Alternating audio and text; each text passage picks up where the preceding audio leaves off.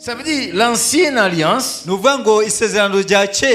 c'était l'observance pure et simple de la loi, qu'on le veuille ou non, pour avoir la vie, ou pour être accepté par Dieu. Mais Jésus vient inaugurer une autre ère. Ce n'est plus un légalisme froid qui est demandé ici.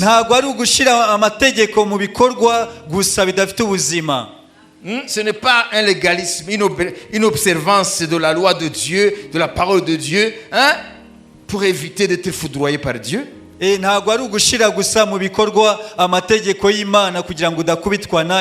ne pas aller en enfer, Jésus inaugure une heure où Dieu demande que les humains entrent en relation d'amour avec lui.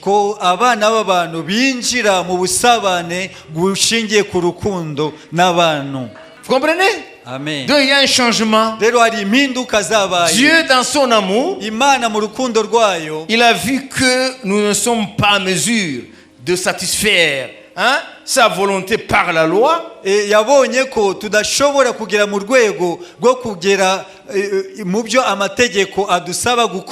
Au lieu de nous foudroyer, de nous punir, d'assouvir sa colère sur nous, Dieu ouvre par son grand amour l'ère d'une relation d'amour et non pas d'une relation de peur d'être puni par Dieu.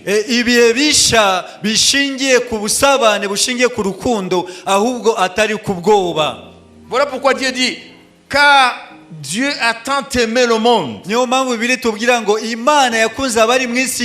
qu'il a donné son Fils unique, afin que quiconque croit en lui ne périsse point, mais qu'il ait la vie éternelle. Il a été poussé par un grand amour. Jésus, c'est l'amour de Dieu. Il est venu nous dire, oui, vous avez fauté. Oui, vous êtes loin de Dieu. Oui, vous méritez la damnation éternelle. Mais Dieu vous aime tant qu'il ne veut pas vous perdre. Il vous amène, il vous appelle.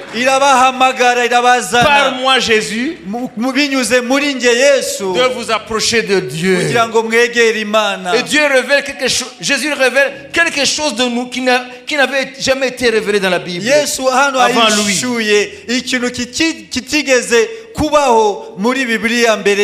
Il révèle que le Créateur, il est notre Père. Aucune religion dans l'histoire de l'humanité a osé dire aux gens que le Créateur est le Père. C'est Jésus seul qui a dit que Dieu n'est pas seulement notre créateur, il est notre papa.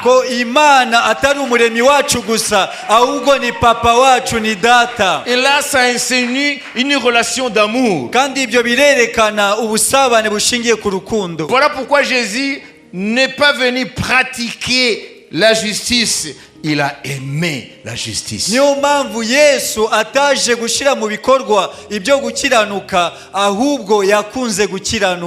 Si nous voulons être reconnus par Dieu, nous devons non pas pratiquer la justice, mettre en pratique les lois de Dieu, mais les aimer.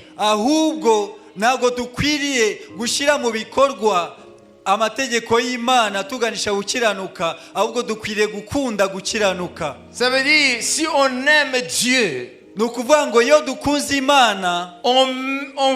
on est dans la joie de faire ce qu'il aime.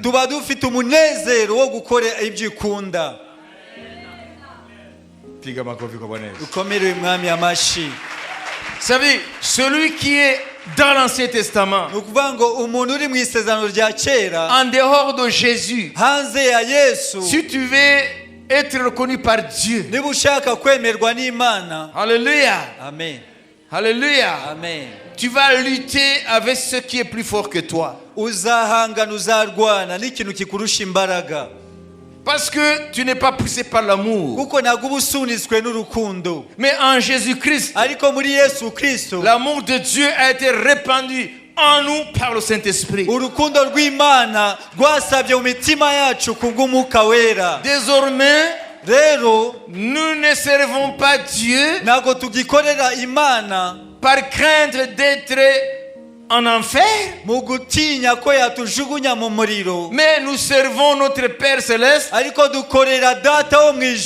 parce qu'il n'a pas dit commandement 1, commandement 2, commandement 3. Nous le servons. Nous ne voulons pas l'attrister parce que nous l'aimons et qu'il nous a aimé le premier. C'est pour cela, lorsque nous avons découvert cette révélation, lorsque nous avons la révélation de la nouvelle alliance, les commandements de Dieu ne sont plus difficiles. Ça devient facile. C'est facile de donner la dîme parce que nous aimons Dieu. C'est facile de venir au culte. Qu'il neige, qu'il vente, qu'il pleuve. Parce que nous aimons Dieu. Aucune distance n'est longue si nous voulons faire la volonté de Dieu. Aucun sacrifice n'est trop grand si nous aimons Dieu. Alléluia. Amen. Parce que nous sommes sous le règne de la foi qui nous amène la grâce. C'est le règne de l'amour. Kuko turi ku ngoma yo kwizera kutuzanira ubuntu ni ingoma y'urukundo.